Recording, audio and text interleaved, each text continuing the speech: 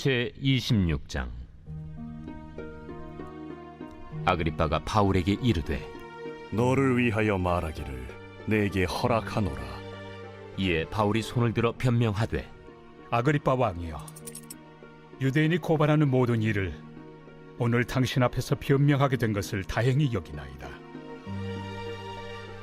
특히 당신이 유대인의 모든 풍속과 문제를 아심이니이다. 그러므로 내 말을 너그러이 들으시기를 바라나이다.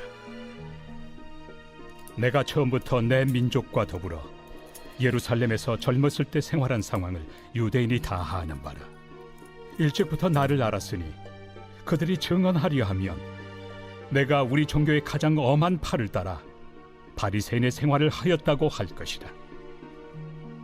이제도 여기 서서 신문 받는 것은 하나님이 우리 조상에게 약속하신 것을 바라는 까닭이니 이 약속은 우리 12지파가 밤낮으로 간절히 하나님을 받들어 섬김으로 얻기를 바라는 바인데, 아그리빠 왕이여, 이 소망으로 말미암아 내가 유대인들에게 고소를 당하는 것이니이다. 당신들은 하나님이 죽은 사람을 살리심을 어찌하여 못 믿을 것으로 여기나이까? 나도 나사렛 예수 이름을 대적하여 많은 일을 행하여야 될 줄 스스로 생각하고 예루살렘에서 이런 일을 행하여 대제사장들에게서 권한을 받아가지고 많은 성도를 옥에 가두며 또 죽일 때 내가 찬성 투표를 하였고, 또 모든 회당에서 여러 번 형벌하여 강제로 모독하는 말을 하게 하고 그들에 대하여 심히 격분하여 외국 성에까지 가서 박해하였고, 그 일로 대제사장들의 권한과 위임을 받고 다메섹으로 간나이다. 왕이여, 정오가 되어 길에서 보니 하늘로부터 해보다 더 밝은 빛이 나와 내 동행들을 둘러 비추는지라.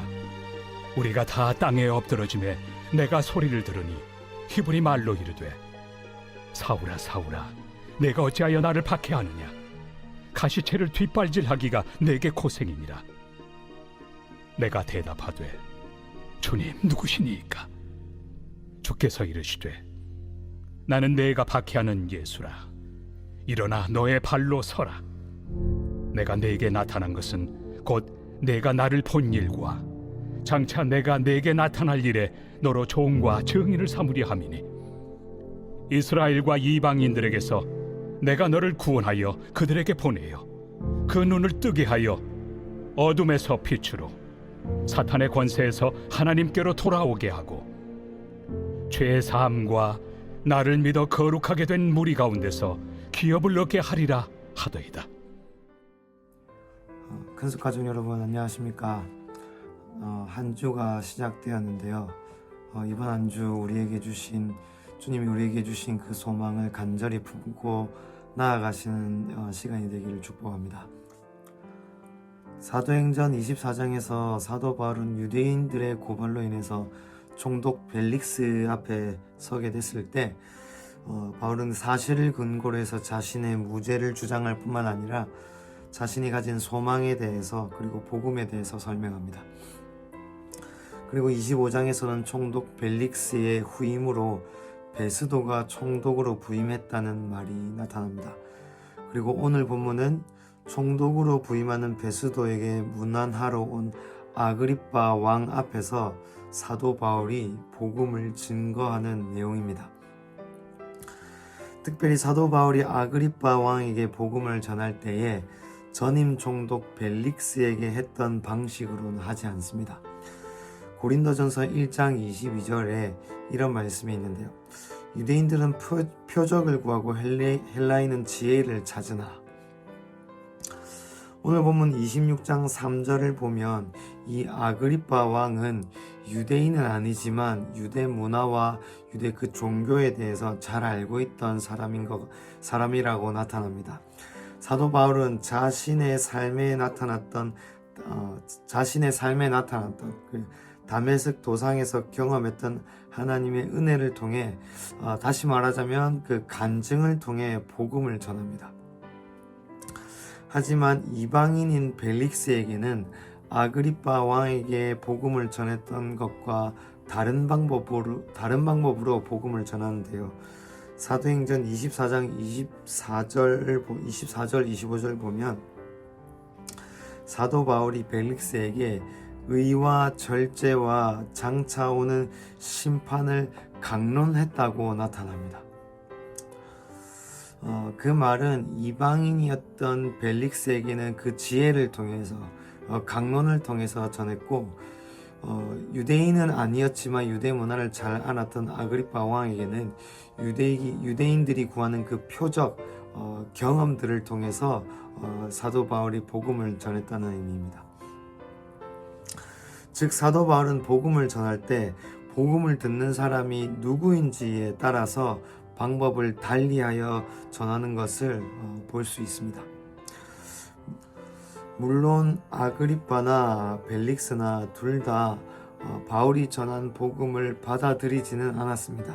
하지만 바울이 자기 안에 있는 하나님 나라의 소망을 표현하고 전달하는 방법을 달리하는 이런 모습을 볼 때에 우리가 복음을 전하고 나타내는 방법에 있어서도 한 가지 방법만이 아니라 어떻게 해야 이 사람에게 복음과 하나님의 마음과 계획을 더 잘 전달할 수 있을지에 대해서 그 고민도 필요하고 지혜도 필요하다는 것을 나타내고 있는 것 같습니다.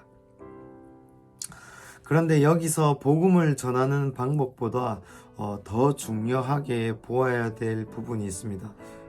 사도행전 24장 27절을 보면 사도 바울을 유대인들의 그 고발로 인해 총독 벨릭스에 의해 감옥에 갇히게 되는데, 감옥에 갇혀 있는 기간에 대해서 나타납니다. 같이 한번 사도행전 24장 27절을 한번 읽어보겠습니다. 이태가 지난 후 보르기오 베스데가 벨릭스의 소임을 이어받으니 벨릭스가 유대인들의 마음을 얻고자 하여 바울을 구류하여 두니라. 여기서 이태가 지났다는 말은 2년이 지났다는 말입니다. 처음 유대인들의 고발로 총독 벨릭스 앞에서 사도 바울이 자신의 무죄에 대해서 변론을 한 지 2년이 지났지만 여전히 로마로 가지도 못하고 구류되어 감옥에 있다고 나타나고 있습니다. 그런데 바울이 자신의 소망에 대해서, 복음에 대해서 아그리파 왕에게 말하는 모습을 오늘 본문을 통해서 한번 떠올려 보시죠.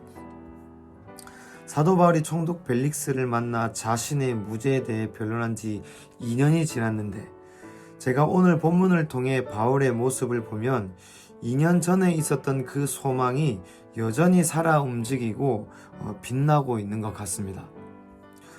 2년 동안 아무 일이 진행되지 않고 로마로 가지 못하고 있습니다. 그런데 죄가 없다는 것을 총독 베스도도 인정하지만 감옥에서 풀려나지도 못했습니다. 죄가 없으면 풀어주던지 아니면 가이사에게 상소했으면 로마로 보내주던지 해야 할 것인데, 어떤 것도 하지 않으면서 붙잡아 두기만 하는 이 상황, 답답하고 실망스러운 상황이죠. 2년 동안 이렇게 아무것도 할 수 없는 상황이라면 저 같으면 실망감에 그리고 좌절감에 내게 주셨던 그 소망에 대해서 이건 아닌가 보다 했을 것 같습니다. 하지만 오늘 본문의 사도 바울의 모습은 여전히 뜨겁고 그의 소망은 살아있습니다. 2년이 지났는데 아그리파 왕 앞에서 말하는 바울의 눈빛을 한번 상상해 보시죠. 하나님이 어떻게 그를 통해 일하실 것인지에 대한 소망과 자신에게 주신 하나님 나라의 유업에 대해서 조금도 흔들림이 없습니다. 사도 바울이 하나님이 주신 그 소망을 어떻게 이렇게 품고 있을까요? 16절, 17절, 18절에서 예수님이 사도 바울을 다메섹 도상에서 찾아오셔서 바울의 사명과 부르심 그리고 하나님 나라의 유업을 말씀하시며 엎드려져 있는 바울에게 예수님은 이렇게 말씀하십니다. 오늘 본문 16절을 한번 읽어보겠습니다. 일어나 너의 발로 서라. 내가 내게 나타난 것은 곧 내가 나를 본 일과 장차 내가 내게 나타날 일에 너로 종과 증인을 삼으려 함이니. 16절 앞부분에 예수님께서 사도 바울에게 이렇게 말씀하십니다. 일어나 너의 발로 서라. 사도 바울의 부르심과 소망 그리고 그가 받은 하나님 나라의 유업은 우리의 것인 줄, 우리의 것과 동일한 줄 믿습니다. 우리가 받은 소망과 유업 앞에 넘어져 있다면 지금 다시 힘을 다하여서 일어날 때입니다.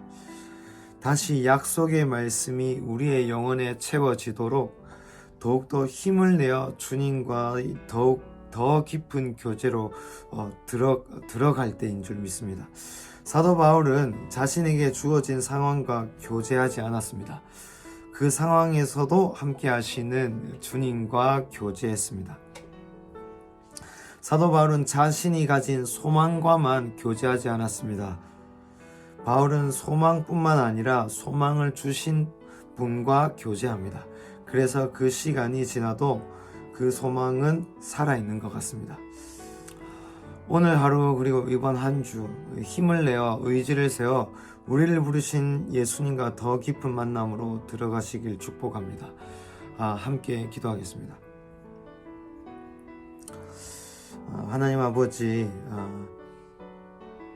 주님이 우리에게 주신 부르심, 우리에게 주신 하나님 나라의 유업이 너무나 크고 위대해서 나의 것으로, 우리의 것으로 여겨지지 않을 때가 있고 우리의 것과 상관없는 것처럼 여겨질 때가 있습니다. 그래서 나의 삶의 목표가 단지 잘 사는 것에 만족하고 싶을 때가 있습니다. 주님이 주신 부르심과 사명에 그리고 하나님 나라의 유업에 하나님이 함께하지 않으시면 도무지 제가 꿈을 꿀 수조차 없는 것들이기에 주님이 없이는 아무것도 할 수 없습니다. 그래서 간절히 주님의 얼굴을 구합니다. 간절히 주님의 얼굴을 구하겠습니다.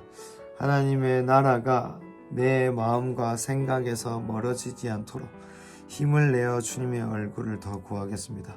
주님 자비를 베풀어 주시고 자비를 베풀어 주셔서 나의 눈을, 나의 마음을 열어 주십시오. 오늘 우리의 삶에 함께 하실 하나님을 기대합니다. 감사합니다. 예수님의 이름으로 기도드립니다. 아멘.